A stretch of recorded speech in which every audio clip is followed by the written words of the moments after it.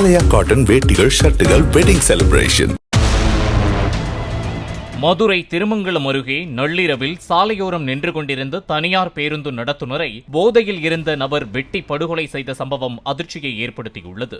அழகர்சாமி என்ற அந்த நபர் உறவினர்களுடன் இணைந்து திருவண்ணாமலை கோவிலுக்கு செல்வதற்காக திருமங்கலம் அருகே உள்ள கப்பலூர் சுங்கச்சாவடி பகுதியில் காத்திருந்து நின்றுள்ளார். அப்போது அங்கு போதையில் வந்த இளைஞர் ஒருவர் அழகர்சாமியிடம் வந்து தகாத வார்த்தைகளால் பேசியதுடன் மணி என்ன என்று கேட்டு வாக்குவாதத்தில் ஈடுபட்டதாக கூறப்படுகிறது.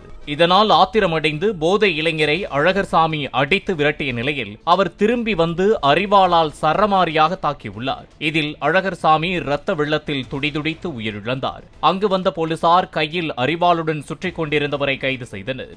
அவரிடம் நடத்தப்பட்ட விசாரணையில் கொலை செய்தவர் கல்யாண்குமார் என்ற 18 வயது இளைஞன் என்பதும் அவர் அதே இரவில் கப்பலூரில் போஸ் என்ற 65 வயது நபரையும் அரிவாளால் வெட்டியதும் தெரியவந்துள்ளது.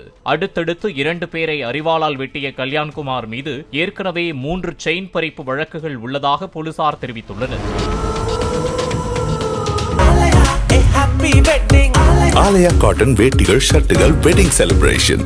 பிளே ஸ்டோர் மற்றும் ஆப் ஸ்டோரில் இருந்து பாலிமர் செயலியை QR கோடு மூலம் பதிவிறக்கம் செய்யுங்கள். செய்திகளை உடனுக்குடன் பெறுங்கள்.